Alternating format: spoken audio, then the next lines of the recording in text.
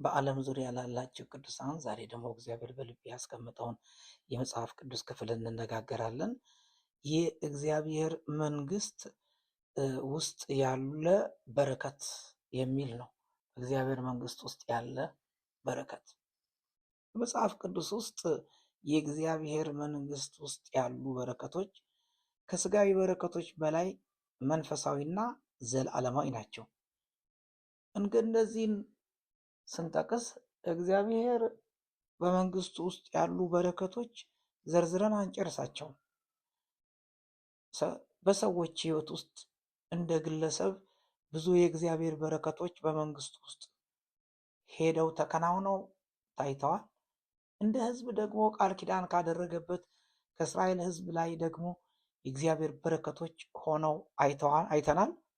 ከነዚህ በረከቶች በኋላ ያሉት ነገሮች ምን ናቸው? ብዙዎቹ በረከቶችስ እነማን ናቸው? በእርግጥ የእግዚአብሔር መንግስት ውስጥ በረከት የሚባል ነገር አለን የሚለውን ጥያቄ ለመመለስ አንደኛ በእርግጥም በእግዚአብሔር መንግስት ውስጥ ታላላቅ በረከቶች አሉ። ከነዚህ በረከቶች መካከል የመጀመሪያው እና ትልቁ በረከት ተብሎ የሚጠቀሰው የድነት በረከት ነው። በክርስቶስ የኃጢአት ይቅርታን ዘላለማዊ ህይወትን ማግኘት ትልቅ በረከት ነው። ጌታችን ኢየሱስ ክርስቶስ ይሄ ዮሐንስ ምዕራፍ 3 ቁጥር 16 ላይ እንዲህ ይላል፣ በእርሱ የሚያምን ሁሉ የዘላለም ህይወት እንዲኖረው እንጂ እንዳይጠፋ እግዚአብሔር አንድያ ልጁን እስኪሰጥ ድረስ ዓለሙን እንዲሁ ወዷልና እያለ ይናገራል።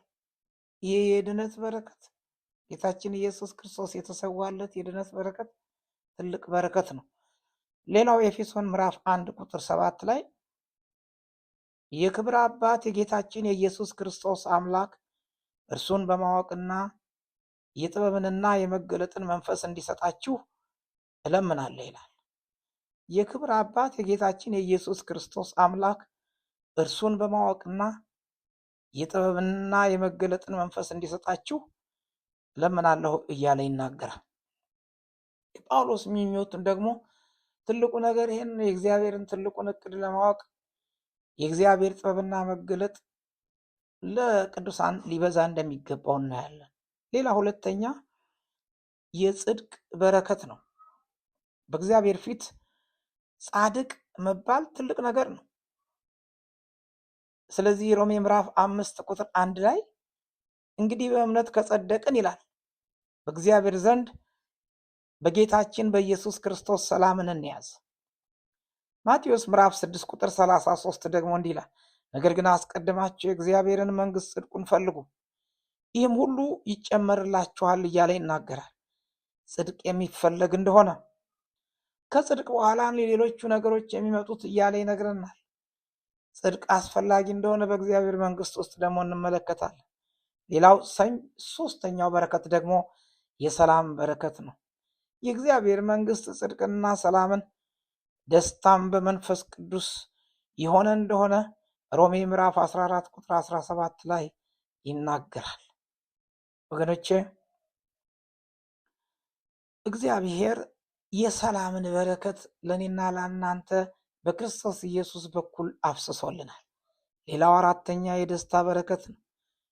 በመንፈስ ቅዱስ የሚሰጥ ደስታ አለ። ዮሐንስ ምዕራፍ 15 ቁጥር 11 ላይ እንደዚህ የሚል ቃል አለ። የዮሐንስ ወንጌል ላይ ያለ ቃል ዮሐንስ ወንጌል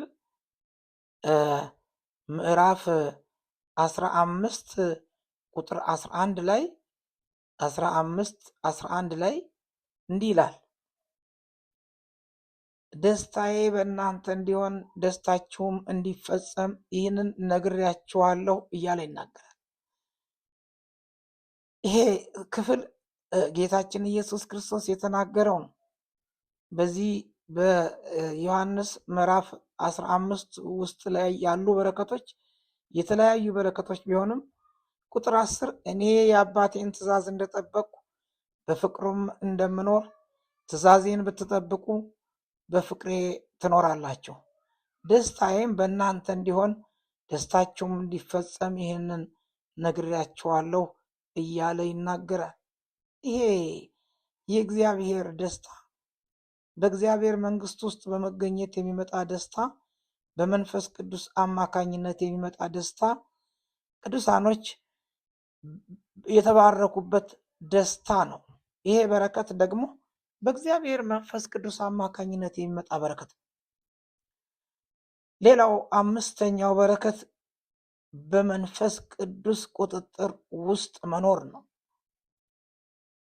መንፈስ ቅዱስ ይመራል፣ መንፈስ ቅዱስ ያጽናናል፣ መንፈስ ቅዱስ ኃይልን ይሰጣል። እንደገና ይህን እደግምላቸዋለሁ።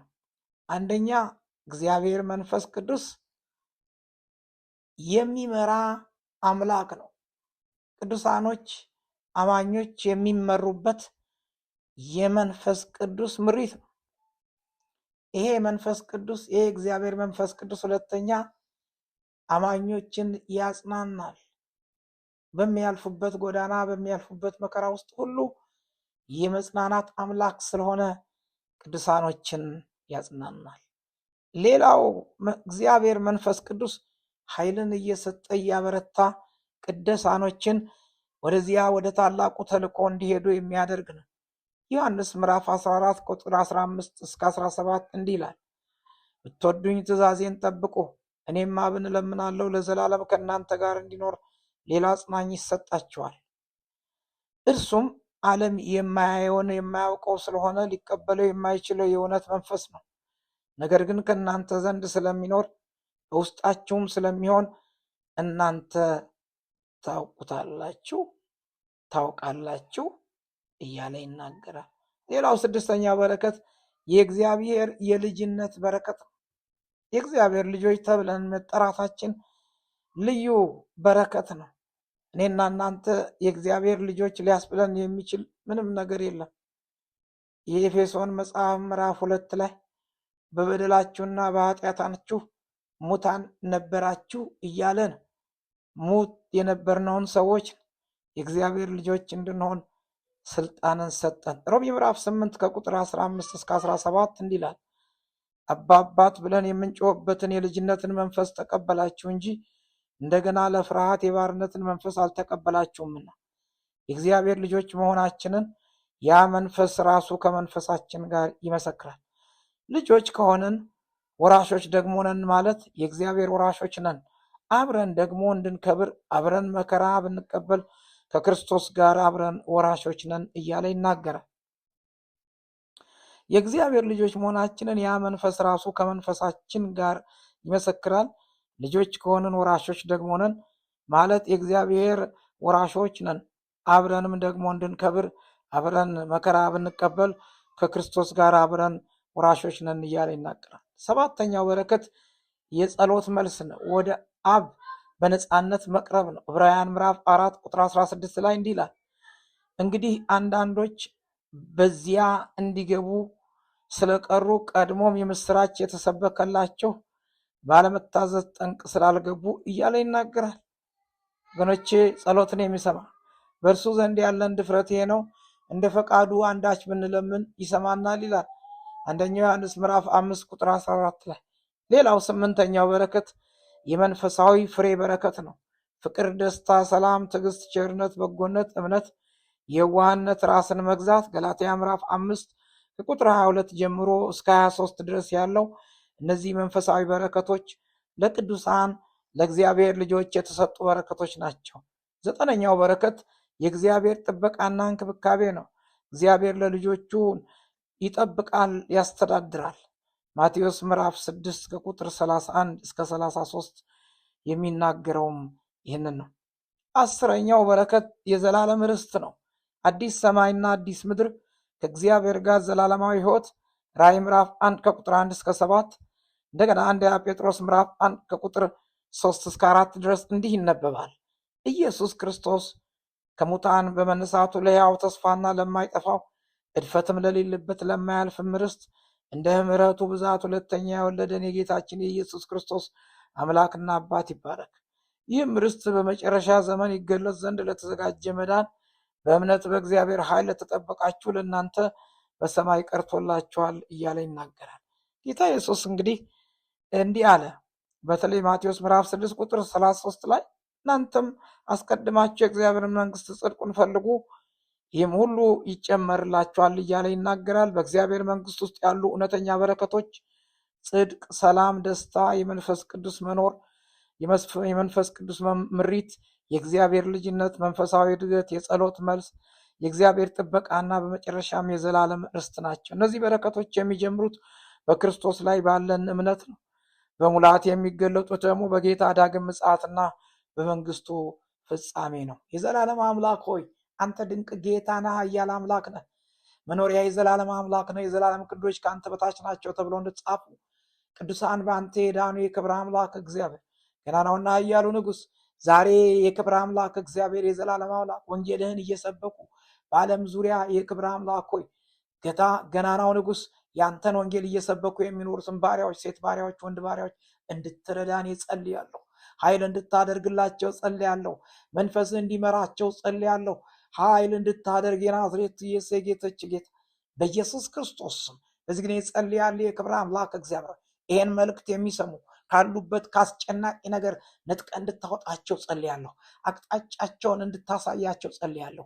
ይሄ ሁሉ በረከት በላያቸው ላይ እንዳለ እንድታሳውቃቸው ጸልያለሁ። ኃይል የምታደርግ ኢየሱስ ስለሰማህን ስለሰጠን ስለዚህ ብሩክ ቀን ክብር ላንተ እናከብርሃለን። ጌታ በኢየሱስ ክርስቶስ ስም አሜን። ነው ኢየሱስ ክርስቶስ ጌታ